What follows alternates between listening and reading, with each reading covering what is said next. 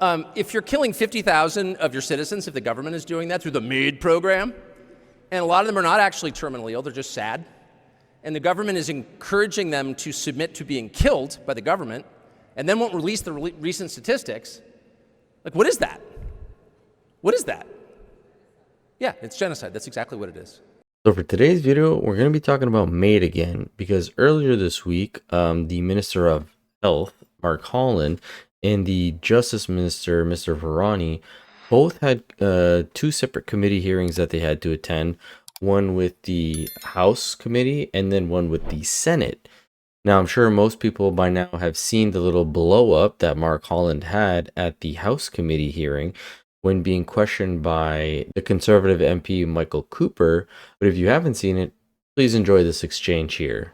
Minister, there are no legislative safeguards. Well, you can say that. Well, I mean, you haven't cited theater. one. You haven't continue cited to play. any. Yes. You haven't cited any, and you haven't responded to the fact that 78% of Ontario psychiatrists believe that whatever so-called safeguards that will be in place are completely insufficient. We're talking about wrongful deaths when there's an inappropriate application of MAiD. That's what we're talking about. So we're talking here in this legislation is what you've demonstrated is that no, we're taking ideological. First of all, I'm just going to say I reject. You're playing with people's lives. I reject that totally. I reject that. Absolutely disgraceful. No, what is disgraceful is mischaracterizing my position or mischaracterizing the position of any member of Parliament, sir. Saying that any member of Parliament doesn't care about any human life is a disgraceful thing that I will not tolerate. Well, and for you to step into this committee and make an accusation of any member of Parliament that they do not care about the life of another human being is absolutely beyond reproach, sir.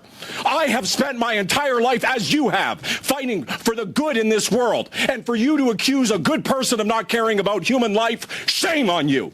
Shame on you.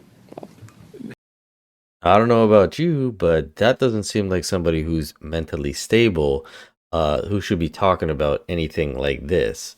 Now, the Conservative MP has a very valid point, because in the last video we covered this topic on, it was stated that only 2% of the healthcare providers for this type of thing are qualified to do so. And almost all of the provinces basically say that their health system is not ready for this kind of thing. And now he's stating that 78% of psychiatrists also say that mental illness shouldn't be placed in this because there is no safeguards for this. Now, with all that being said, and even after witnessing that little toe-to-toe between Mike Cooper and Mark Holland, the main thing I wanted to talk about was actually when he was testifying in front of the Senate. I don't think too many people actually get to see those hearings, but a Conservative Senator, Donald Plett, starts questioning Mark Holland again on the basis of nobody says that they're ready for this, nobody says that they've wanted this, yet instead of just killing it, he's only put a pause on it. And Mark's answers are not very good when being questioned this way. Thank you, Madam Chair. Welcome, ministers. My first question is for Minister Holland. And I was disappointed that in your opening remarks, you only said the system wasn't ready. Psychiatrists weren't ready. You never mentioned that Canadians aren't ready. Minister, most provinces and territories are asking the federal government to indefinitely hold off. You've already talked about it on your plan to expand eligibility for assisted dying to those Canadians whose sole disorder is mental health. And you talked about EDFAS's motion. Now, you've answered their request with yet another delay instead of doing the right thing and putting this dangerous and reckless plan on the shelves indefinitely where it belongs. Minister, you alluded to it, but I was not happy with the answer, and I hope you can expand a bit. Why are you not heeding the call of the majority of the provinces and territories who you say are in charge who have to implement this? And they are asking you to indefinitely put on hold medical assistance in dying where mental disorder is the sole underlying condition. Why are you not listening to the provinces, Minister, when they say they aren't ready, they have to administer, and they want you to do this, and yet you are just bulldozing ahead? Well, thank you for the question, Senator. So first, all of my comments are directed to the fact that the provinces are not ready, and we are respecting the request for time. Different provinces have different positions in terms of why they're asking. Some have asked for it to be indefinite, some have not. They want it to be indefinite so that they can have their own timelines. But as I stated at the beginning, there are people, and we have to acknowledge this, and it's deeply uncomfortable to acknowledge this, Senator.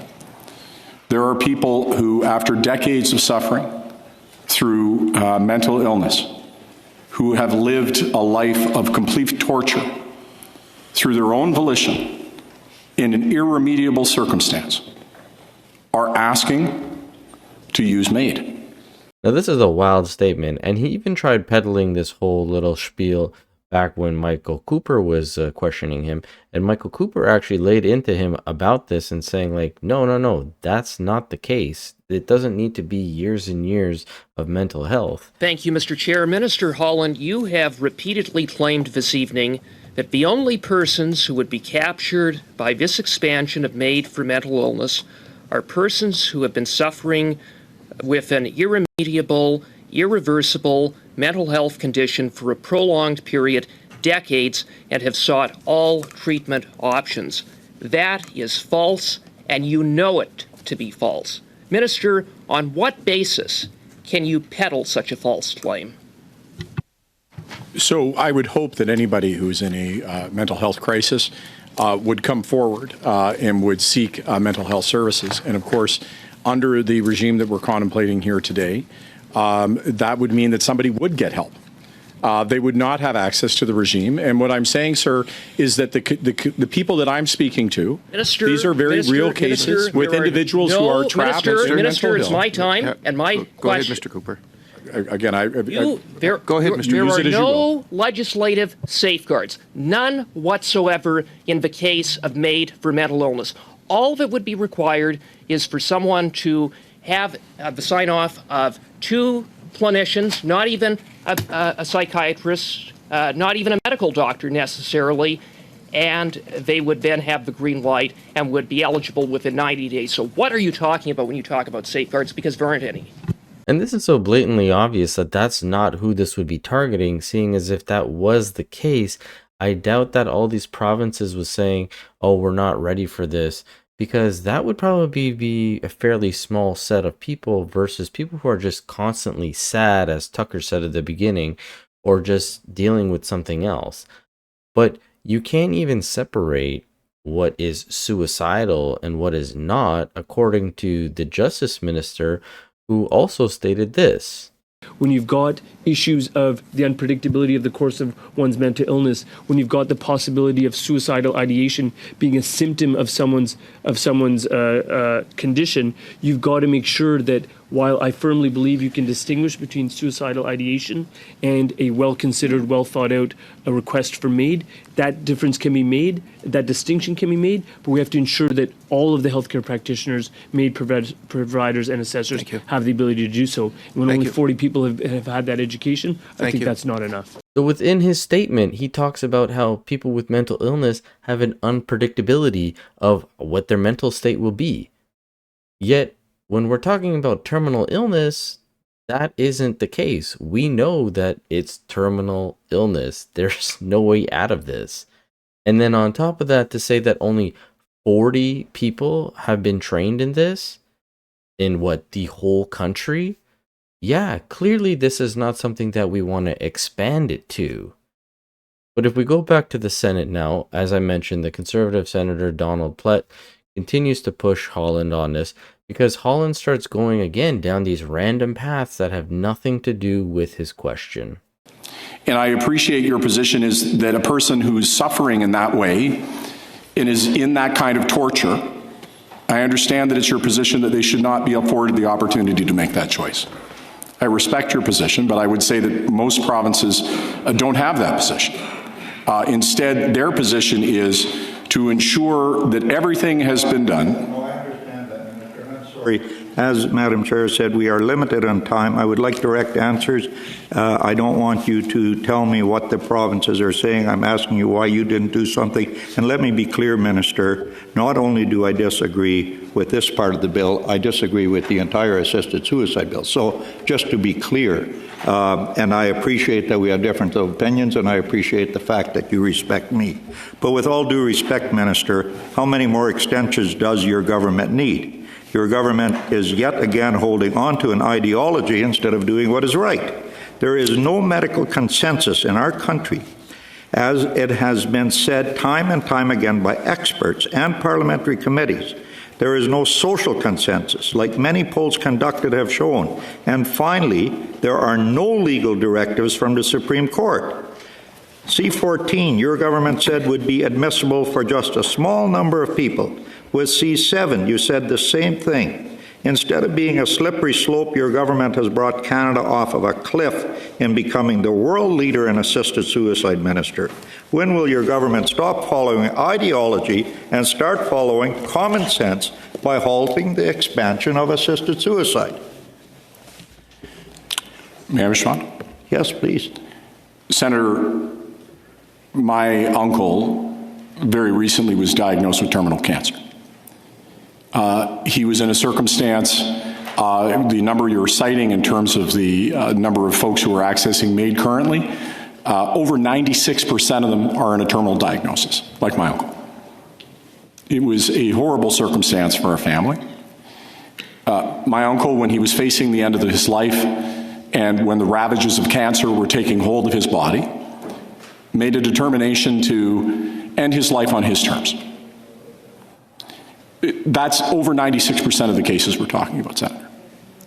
I appreciate that you don't feel that my uncle or people in those circumstances should be afforded that opportunity, that you feel you should be able to. Please, this is not, I'm trying my best not to make this personal. I would ask you to do the same thing. You want to make this personal? My mother just celebrated her 96th birthday yesterday, day before yesterday. We had a party for her. She's in a wheelchair. She's got crippling arthritis and had for years, lives in constant pain. She wants nothing but to live here with her grandkids, pray for her grandkids and her kids every day. She wants to live a life here as long as she can, even though it's in pain. She's assured of where she's going after she dies. So you want to make this personal? I'll make this personal. That's not what I want to do. You're talking about an uncle who has cancer. We're talking here today about mental disorder. Your uncle didn't have mental disorder, he had terminal cancer. Please, Minister, just answer my question. First of all, I'm deeply sorry that you have a family member in that state of distress, and I'm very proud that we have a country where she can make that choice. This psycho just said that he's very proud that this senator's mother lives in a country where she can choose whether to off herself or stay alive in regards to dealing with arthritis. Yet then this guy has a blow up on Michael Cooper saying, how dare you question whether I care for people? Who would say something like that? Oh, your mother's dealing with extreme pain and arthritis, and all she would rather do is live and see her grandchildren and see her children and live as long as possible? Well, I'm so glad that we live in a country where she could choose the opposite of that so that she doesn't have to deal with that. People have a proclivity to live, not to kill themselves. That's why all these people with mental health issues or mental illness or suicidal thoughts, a lot of them don't go through with it because why? They have a proclivity to live. This is just a cop-out that they're going to be taking advantage of, where they're like, oh, well, you're going to just stick me with a needle or whatever it is that they're going to do, and I'll be on my way. But as Holland continues on this little ramble that he gets to before saying 3 years is what they think is a delay, he also equates apparently this mental health issues to physical issues and that they must be treated the same. This is an issue that is, of course, deeply personal to all of us. And I don't mean to imply that because you have a different opinion that it's wrong. But we live in a country where we have to navigate these incredibly difficult choices. And you had said that we were driving off of a cliff and that it was inappropriate that we had so many people who were accessing MAiD. I'm simply observing the fact that over 96% of the people that you're referring to were in the same circumstance as my uncle was. Now, my uncle had a choice. Of course, he could have allowed cancer to take him. He might have had 2 weeks, another month, instead of being able to make that very difficult choice himself. I believe, and this is of course why we're elected, to navigate these incredibly difficult issues. I don't do it to challenge you, sir. You are entirely entitled to your opinion, and that's a great aspect of our democracy. And I absolutely respect the challenge that your family member is going through. But what we have to do is make a decision about what we as a society are going to do when people are in unimaginable, horrific pain that, with all due respect, I can't begin to put myself into. And when I talk to people, that's what we're dealing with here. And when we're talking about mental illness, and I want to make a distinction, we're not talking about mental health, we're not talking about suicidal ideation, we're talking here about mental illness, where somebody has exhausted all avenues of appeal, where their circumstance is irremediable, where they're trapped in a mental nightmare, where they, under their own recognizance, are begging for the opportunity of relief. Sir, that's what we're talking about. And it is deeply personal to their families and to that individual. So that's why I speak in direct and personal terms. What I'm saying is that their suffering, the suffering of somebody as a result of mental illness, has equivalency to physical illness, and therefore must be treated as such, but that we need a system that is ready. So to directly your question, how long will it take? We believe 3 years. But anyway, this guy just blows my mind. I don't know how he got in this position, but as always, I'd love to hear from you guys. Let me know what you guys think about this whole thing in the comment section below. And as always, I'll catch you on the next video. Thanks so much.